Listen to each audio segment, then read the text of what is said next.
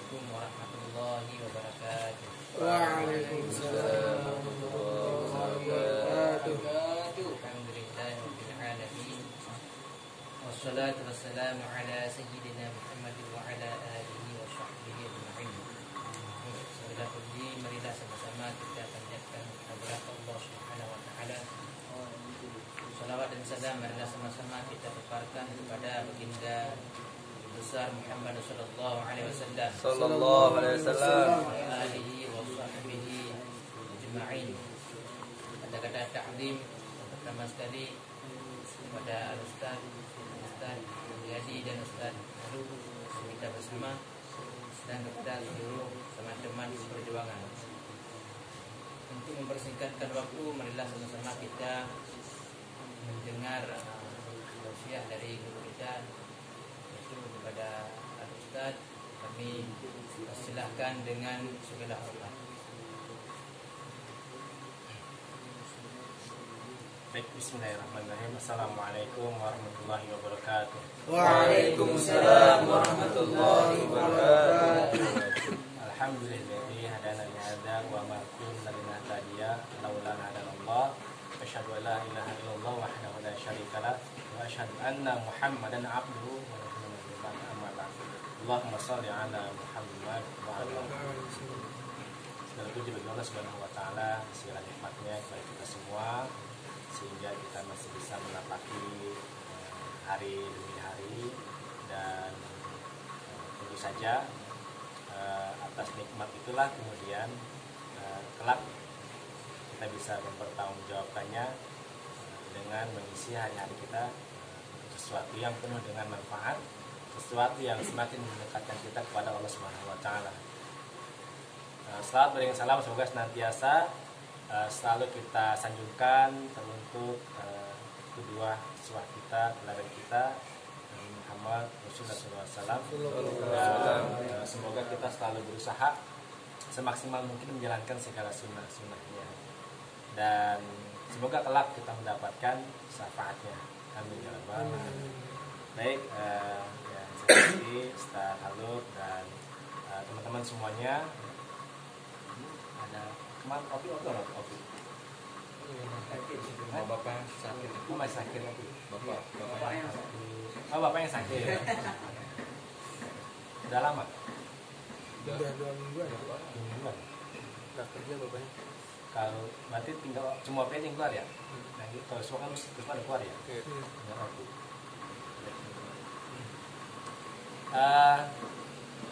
Pada kesempatan ini saya ingin mencoba menyampaikan tentang sesuatu yang sangat berkaitan erat dengan keseharian kita, yaitu tentang lisan. Kenapa? Karena ada banyak orang akhirnya tergelincir karena lisannya. Ada banyak orang hari ini itu masuk penjara karena tidak bisa mengontrol lisannya. Ada banyak perkelahian hari ini itu juga karena lisan. Ada banyak tawuran juga karena lisan. Tetangga tak menyapa tetangganya juga karena lisannya. Suami dan istri kemudian bertengkar juga karena lisan. Jadi luar biasa ketika seorang mukmin ini tidak bisa menjaga lisannya, maka dampak negatifnya sungguh sangat amat luar biasa. Maka tidak berlebihan ketika kemudian Ibnu Mas'ud menyampaikan, bagiku yang paling layak di penjara itu adalah lisan. Apa pesannya? Pesannya bahwa kita harus lebih hati-hati lagi menggunakan lisan, ucapan kita, mulut kita ini dengan sebaik-baiknya. Karena sering sekali penceramah kondang menyampaikan, ya, almarhum Kiai Haji Jilin MJ, lisan itu tidak bertulang. Kalau lisan sudah melukai hati, kemana obat hendak dicari, susah. Apalagi kalau perempuan yang disakiti kan, belum nikah. Kalau perempuan ada disakiti ya, itu memorinya akan tersimpan dengan sangat baik. Walaupun sudah sudah bertahun-tahun ya ada ucapan dari suami itu yang menyelekit misalkan di hati istri, dia akan ingat, dan dia akan ungkit lagi kelak ketika kemudian ada masalah, dia akan ungkit lagi. Itulah bahayanya lisan. Jadi teman-teman, pada kesempatan saya menyampaikan tentang bagaimana cara kita menata lisan kita dengan baik. Bahkan mungkin di antara kita, ini sampai jam berapa saya? Sekarang 14.22. Teman 5 menit kali ya? Betul, 7 menit. Bahkan mungkin di antara kita itu ada yang tidak nyaman dengan ucapan teman kita. Apalagi kalau misalkan kita ini baperan ya. Jangankan kita, ada orang ya, misalkan dia tulis status di WhatsApp, status di di Facebook, padahal bukan buat dia. Akhirnya japri, kok nyindir saya sih, gitu kan, bukan buat dia kan. Kayak temannya cuma dia doang berdua di Facebook gitu ya, enggak kan gitu. Jadi alisanul mizanul insan, kalau kata sahabat Ali bin Abi Thalib itu. Lisan itu adalah parameternya seseorang. Jadi ketika kemudian ada seseorang dia selalu berkata-kata yang nggak baik, itulah kualitasnya. Suka menggunjing, suka menggibah, suka menfitnah, itulah kualitasnya. Tapi ketika kemudian ada orang senantiasa yang keluar itu adalah kalimat-kalimat thayyibah, kalimat-kalimat yang enak dengar, itulah juga kualitasnya. Ya. Jadi kalau kita kemudian ya ini bukan pencitraan. Kalau kita ingin terlihat ya, menjadi muslim yang baik ya, walaupun kita sedang belajar menjadi muslim yang baik, maka minimal paling tidak kita bisa menjaga lisan kita. Satu ketika Imam Ahmad sakit. Jatuh sakit, dan kemudian seorang tabi'in menjenguknya, Taus namanya ya, menjenguknya. Lalu kemudian mendengar Imam Ahmad ini merintih. Lalu apa yang terjadi? Wahai Imam Ahmad, tahukah engkau bahwa rintihanmu itu dicatat oleh malaikat? Dan akhirnya Imam Ahmad semenjak itu dia kalau sakit nggak merintih lagi. Begitu. Dia diam aja, diam. Itu Imam Ahmad khawatir rintihannya dicatat oleh malaikat. Karena kadang-kadang kita ketika mengucapkan sesuatu lepas begitu saja. Familiar di kalangan kita itu ketika kemudian ibunya saya Sudes itu marah kepada Sudes. Tapi kemudian yang terjadi adalah karena ucapan itu bagian dari doa, ibunya saya Sudes ketika marah dia mendoakan saya Sudes dengan doa terbaiknya. Semoga kau menjadi imam di Masjidil Haram. Doa itu dikabulkan. Makanya kemudian ya, ini kontrol emosi yang luar biasa ya. Ibunya Syekh ini mengontrol emosi yang sangat luar biasa. Dan lagi-lagi lisan ini sesuatu yang susah dikontrol. Abu Sufyan bin Abdullah itu satu ketika bertanya ke Rasulullah SAW, ya Rasul, apa yang paling kau takutkan terhadap diriku? Oh, Nabi bertanya, Nabi menjawab. Nabi menunjuk ke arah lisannya. Ini. Yang aku takutkan adalah engkau tidak bisa menjaga lisan. Abu Sufyan bin Abdullah ini pada zaman Umar bin Khattab dia jadi gubernur Pait ya. Jadi saran saya buat teman-teman, sering kita baca buku selain sirah Nabi, sirah sahabat ya. Misalkan ada berbagai macam buku, kalau nggak salah di situ ada di perpustakaan buku-buku tentang sahabat Nabi. Penting buat kita untuk membaca buku-buku itu. Nah, yang pertama, berpikirlah agar kita terhindar dari ucapan yang tidak baik. Maka yang pertama, berpikirlah apakah ucapan yang kita keluarkan ini itu berdampak baik buat orang lain atau tidak. Muslim itu mestinya begitu. Ketika dia menyampaikan sesuatu, ya, apakah ini akan berefek tidak baik terhadap orang lain atau tidak. Kemudian yang kedua, banyak orang tergelincir dari lisan itu karena menuduh makhluk dengan tuduhan tidak. Contoh misalkan ini gara-gara hujan acara saya batal. Ini dari ucapan, nggak boleh kita mengucapkan seperti ini. Kalau malam Sabtu Suro itu biasanya datang banyak keberkahan. Nah, jadi ucapan-ucapan yang tidak berfaedah ini harusnya tidak boleh kita ungkapkan dari lisan kita. Kenapa? Karena sesungguhnya ya, segala sesuatu yang terjadi itu atas kehendak Allah Subhanahu wa taala. Tidak bisa dipungkiri karena kehendak Allah Subhanahu wa taala. Yang kedua adalah agar kita bisa mengontrol lisan kita, maka kurangilah kita untuk berdusta. Contoh misalkan sederhananya begini. Ada seorang ibu, anak itu nangis. Lalu kemudian ibunya bilang, cep. Nah, jangan nangis, berhenti nangisnya. Nanti kalau berhenti nangisnya, ibu akan berikan es krim. Maka anaknya berhenti menangis. Tapi sayangnya anaknya nggak dibeliin es krim. Jadi ini ringan, tetapi sesungguhnya di hadapan Allah Subhanahu wa taala tidak ringan. Nah, jadi lisan ini lagi-lagi lisan. Makanya kemudian Nabi pernah mengatakan banyak pertumpahan darah di zaman itu karena tidak bisa menjaga lisan.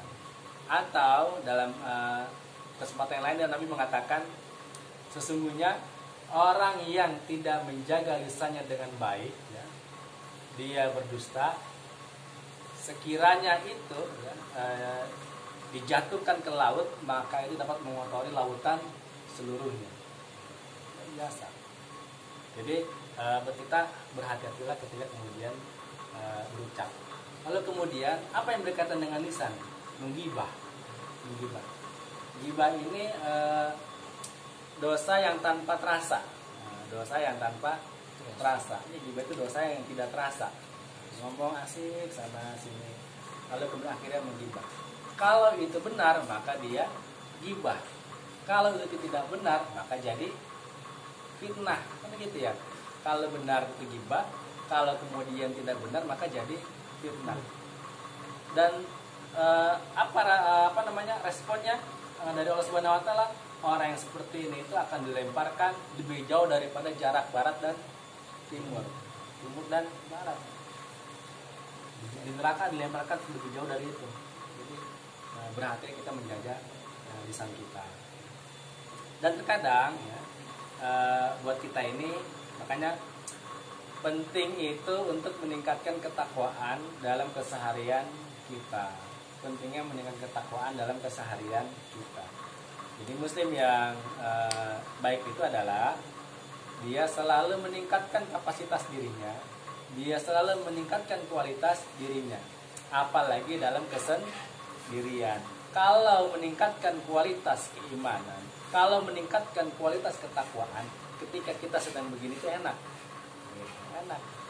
malu ada dia gitu ya. Mau main misalkan main game gitu, malu gitu, ada ustaz gitu, kayak enakan pas sendirian. Jadi ketakwaan yang sempurna yang sesungguhnya itu adalah ketika dia bisa menjaga keimanan itu ketika dalam kesendirian. Jadi buat teman-teman yang sekarang dapat 1, 2, 3, 4, 5, 6, 7, tinggal 7 berarti ya. Tinggal 7. Satu dengan yang lainnya itu menjaga lisan dengan sebaik-baiknya. Capek, bangsa ini tuh capek. Hari ini tuh bangsa ini capek ya. Satu masuk penjara, satu masuk penjara, kedua masuk penjara, semuanya lisan. Kemudian yang kedua jari kan, tetap aja dari lisan juga yang kedua. Jadi penting buat kita sekali lagi menjaga lisan kita. Dan lisan ini apakah bisa menaikkan derajat seseorang? Kalau tadi lisan itu bisa saya sampaikan itu bisa menghinakan seseorang, iya. Tapi lisan juga bisa menaikkan derajat seseorang. Bagaimana caranya? Ketika lisan ini digunakan pertama untuk mengucapkan hal-hal yang baik, yang kedua membaca Al-Quran, yang ketiga mengajak kepada kebaikan, kemudian berikutnya menasehati orang lain. Lisan inilah yang kemudian bisa menaikkan derajat seseorang. Jangan kemudian karena lisan seseorang menjadi hina. Di negeri kita ini ada seorang pejabat hanya salah mengucapkan satu kalimat ya, yaitu diramaikan orang se-Indonesia ketika dia salah mengucapkan kata menyengsarakan, menyengsar itu diulang-ulang itu sama-sama netizen banyak tuh pejabat kita itu. Jadi kasihan hanya karena cuma mengucapkan salah itu aja, nggak begitu tidak begitu prinsip itu ucapan, tapi itu menjadi viral di dunia kita, apalagi itu hal yang prinsip. Jadi teman-teman, jagalah lisan dengan sebaik-baiknya, karena setiap perbuatan, lebih khusus lisan kita, akan dimintai pertanggungjawaban oleh Allah Subhanahu wa Ta'ala. Kita dengan teman-teman kita ini adalah sebuah keluarga.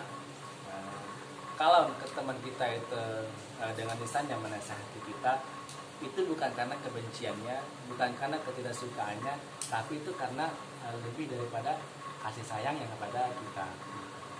Dan jadilah teman-teman ini adalah orang-orang yang selalu merindukan nasihat. Jadilah orang-orang yang selalu merindukan saran. Jadilah orang-orang yang selalu merindukan kritikan. Sebagaimana Umar bin Khattab itu yang selalu dikasih saran setiap harinya, yang selalu dikritik setiap harinya. Dan kita mesti seperti itu.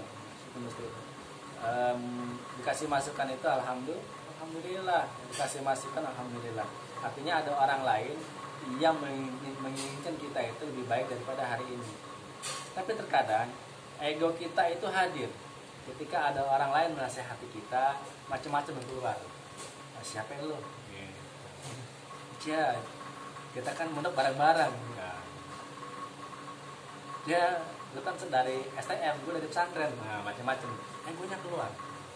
Jadi ketika ada yang menasehati kita, entah itu seusia, entah itu lebih muda, entah itu secara pendidikan saya kuliah dia tidak, bukan karena itu, tapi kebaikan itu datangnya dari siapa saja. Maka ketika kebaikan itu datangnya dari siapa saja dan bermanfaat buat kita, itu mesti diterima. Itu yang bisa saya sampaikan, singkat saja. Semoga Allah Subhanahu wa Ta'ala menjaga hati-hati kita dan selalu membuat kita selalu istiqomah belajar dan selalu istiqomah menuntut ilmu dan menjaga semangat ini dengan sebaik-baiknya. Assalamualaikum warahmatullahi wabarakatuh. Waalaikumsalam. Langsung ya. Tinggal ya. Syukran Zan. Syukran kehadiran kepada Ustaz kita bersama dalam menyampaikan nasihatnya. Semoga Allah memudahkan dan mengamalkannya. Amin ya rabbal alamin.